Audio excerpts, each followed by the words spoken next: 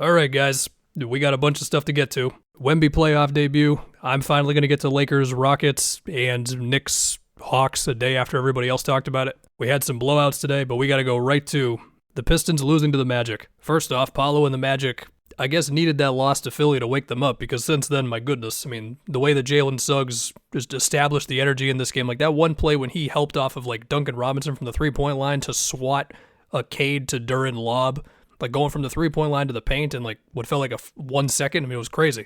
But, so in this game, the big thing with the Pistons is going to be their offense. Cade had a whole bunch of shot attempts, a whole bunch of points, and I think he had like matching assist to turnovers when I looked at it. And only Tobias had more than 10 points besides Cade, and his was not an efficient game. Now, the Pistons did shoot a lot of free throws, so that can make the shot attempts and the assists a little weird. But, number one, the obvious. The Magic are loading up inside, crowding the paint on every single Cade drive. And besides Cade, the only guy who shot well from three was Duncan. And there was one play late in the game to sum it up for me, but there was who knows how many different versions of this, where you got Franz on Cade, which it felt like that was that for the majority of the time. And it's actually a no-pass possession, where Duren is in the paint and Isaiah Stewart is in the corner. So the spacing is just super crowded, so it's like Franz is behind Cade, Wendell is in the paint, and then Paolo is also helping as well. And Cade is trying to finish through a million bodies, and this one that I'm thinking of in particular, he did miss. I mean, Cade scored a lot for the game.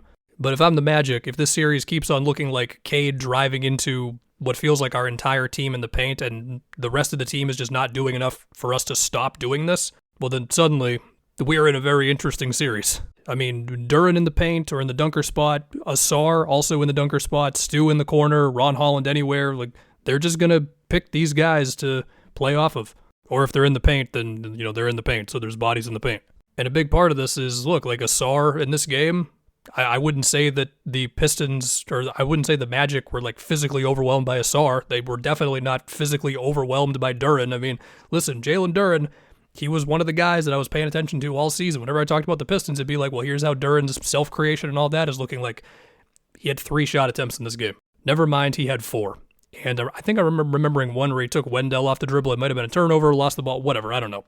Basically, the Pistons are going to have to find something, whether it's using Duren like on the high post or getting him into some DHO actions with, even if it's still Cade, but just a different look, or if it's got to be a little more of Duncan or Herter or Tobias, something to just throw a different look at this Magic team and also just get somebody else going. I mean, we knew this. Like, this was the weakness with this Pistons team. That's why we kept on talking about it. They're going to get a real guy at the deadline. I mean, no disrespect to Kevin Herter, but there's a difference between insert guy who can give you 20 on good shooting than Kevin Herter. Whether it was MPJ, Trey Murphy, whatever you want to do, but like you didn't want to move the picks, okay. But in a series now where, I mean, from a physical standpoint, like the Magic can just match them physically. Like for the mess of the regular season the Magic have had, they're not going to get bullied by the Pistons, right? So suddenly this becomes extremely interesting, and I'm looking at Jalen Duren the most. He was the number 2 option. He averaged like 19 a game. He's the most improved player candidate. As far as the specific sets that he's got to find himself in to get some daylight, we will see. But as for the Magic, I mean, okay, to talk on the Pistons defense, like I don't have the advanced ratings right now for this game. I mean, the Magic scored 112 points. I will say there were moments with the Pistons defense where I felt like either like 2 guys are closing out to the same spot. Like one of those was on a Paolo skip pass that became an Anthony Black 3, where I think it was Duncan and Ron Holland going to the same place. You can't have that. But there were also these moments where I felt like they were either too aggressive or not aggressive on defense, where it's like Duren is staying completely glued to Wendell at the top of the key so Franz can get downhill. And I mean, Wendell, he was 32% from 3 on 2 attempts a game this season. I don't think you really got to respect him much from out there. Obviously, the scary thing is if you leave a guy so open, he can run a DHO with like Desmond Bane. I understand. But on that particular play, I was like, the help could have been more aggressive here. And then another that was too aggressive was when Duren went a little too far out to load up one side of the floor against Paolo. Now, Paolo did make a great pass over the top to hit Wendell on that lob, but also Duren opened up the opportunity by being just a little too far out there. But we got to go to Paolo, who he's just been better since that disastrous game against Philly, man, no doubt about it. I mean, he had a number of good passes in this one, like in the high post or like that skip pass I mentioned. Just, I mean, they did get beat on some backdoor cuts as well, the Pistons, or he like would blow by Tobias and then Jamal Cain's open on a cut. He also did make some of those jump shots that can be frustrating, like a little 2-man action with somebody and then Tobias is late, or a long 2. He took a long 2 over Duren, a shot that you're like, no, don't do this, but it goes in, so you're like, oh, okay. I don't remember Paolo scoring late, but I know Franz had at least like one bucket where he was really physical on Cade. Wendell was so good in this game, man. Like, he had that one dunk when Anthony Black forced Duren to switch on to him. Anyway, yeah, the Pistons, they could possibly be in trouble here. Like, am I picking the Pistons to lose the series? No, but this thing looks more competitive than you would have thought. In before, listen, we're all going to flip to the Magic or the good vibes now, then who the hell knows what happens the rest of the series. I'm still thinking the Pistons are going to win, okay? Game 1, Orlando Magic.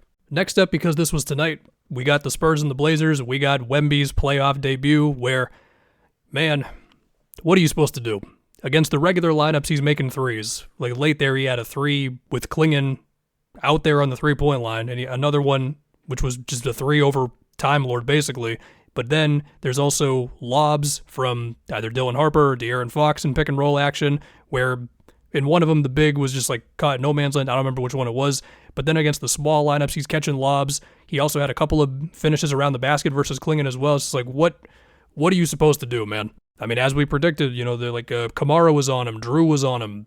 I don't know what you do. And then around that, Cornette's backup minutes were very good. I mean, they killed him in transition. Vassell had I don't know how many transition threes. And then as far as Wemby defensively, so this was obviously more plays than this, but I remembered to write down, like, I think it was like 9 or 10 specific defensive plays where it was either Drew or Kamara or Scoot, who did have a good game, especially for mid-range, but these guys especially as being affected by Wemby in some way, just passing out of a layup or hesitating, or Drew shooting maybe the highest arc three of his career to not get blocked by Wemby at the three-point line. I mean, they can say, well, hey, we got him to get 4 turnovers and he only had 1 assist, so okay, that's a win, but I mean, 35 efficient and the defensive impact.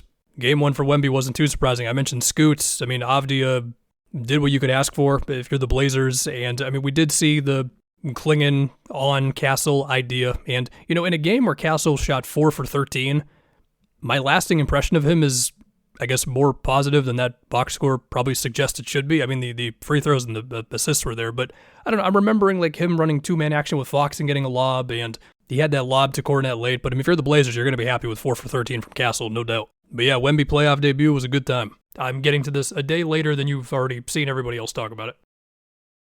This Kevin Durant injury has now done, well, I don't know to this series. If he's back, then it might not be a big deal. If he's hobbled or not back, then this is like a catastrophe for the Rockets, because with what their offense looked like in that game, LeBron still having the athleticism to make plays, and obviously he's super smart, and he recognizes that he has to do some of his work from within the three-point line, like he's got the ball with his back to the basket around the free throw line, and then it's just getting a screen from Ayton rather than just top of the key a million times a game, right? Or using Ayton as an off-ball screener once and then using him a second time on the ball to get away from Okogie, or just little cuts to where he can catch it on the move, and then Şengün's got to pick him up, but he's got momentum. And that's before we get to the old man post-up stuff, on top of all the passing and the full court passes to Marcus. And it just felt like the Lakers had so many like pin downs and down screens set in this one, where either like somebody is getting it on the drive and hitting Kennard for 3, or Kennard's getting an opportunity himself off of these. Like Vando was screening for Kennard on one of these that was big.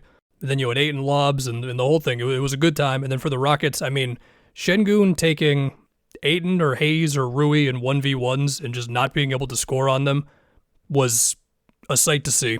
Also, the lack of any sort of set to give him an advantage beforehand was also a sight to see. And him and Amen just, it really was just like take your turn trying to score versus a packed paint. And we're going to go for offensive rebounds and all that, but this is the only thing we have. I mean, like there were semblances of like an Amen Şengün 2-man game a couple times where like Amen was in the dunker spot one time, or he got it from Şengün to where he could get a floater in the paint. But besides that, I mean, that was just really rough, man. Like anything you want to think about Ime Udoka's offense with that game, like it's totally fair. Like, oh my God. And at that point, their only hope was just Shepard or Jabari going nuts from 3. Or Tari weirdly going 7 for 7, but I feel like it took him a minute to get going. Yeah, that was wild. They need Kevin Durant. If the series were to go to a Game 7, it would be into May, which potentially means like it gets you close to the timeline of Luka's hamstring, but we'll just see. Who knows what he got injected into him in his hamstring in Europe. Next up, the Knicks and the Hawks. So, the Knicks' defensive rating in the second half was like 99, or actually 96. Also known as the Hawks' offensive rating in the second half, obviously. Yeah, I just thought they had good defensive moments of like Cat being high up on screens and the rotations on the back end being good enough where it's like Nikhil's being left wide open, and then Josh Hart closes to him, and then Deuce closes out to Jalen Johnson, who was open, and then the play basically resets. Cat had some success in the second half, ignoring Mo Gay, or there was like a couple plays where Mitch did a good job, like contesting CJ or switching onto CJ. Obviously, they're helping off of Dyson Daniels a lot. And, in a game where Okongwu shot well from three and Dyson Daniels had 11 assists and CJ shot well from the field, my bet would be the Knicks feel pretty okay about the way the defense went. Then you get a couple of McHale, OG, or Josh Hart just leak outs on misses or turnovers, and, well, there you go. We did have OG helping off of Okongwu for some of that. Yeah, it just felt like a very normal way the series is supposed to go. But then Hawks did get it to, like 8 points or something? Anyway, is OG's ankle good? All right, quick ones for today. The Thunder and the Suns, I mean, yeah, we all knew this was going to go the way it did. I would like to think, just because of how the Suns have been all year, that they can give OKC at least one competitive game, maybe just in Phoenix. We'll see if it happens. And then for the Celtics and the Sixers, there was like one play that summed it up for me, where it was like Maxey being swarmed in the paint, and then Jordan Walsh is helping off of Kelly Oubre on the wing, not in the corner, on the wing, gets a decent contest, he misses, leak out. That's the Celtics' defensive philosophy. That is the type of three that they are willing to give up, and they've been doing it successfully for many years now. And without Embiid, if they don't go nuts from three, then this could be a sweep. I do think they will make it more competitive than it was in this one, though. Besides that, Tatum looked great. I had a great time. That's it, guys.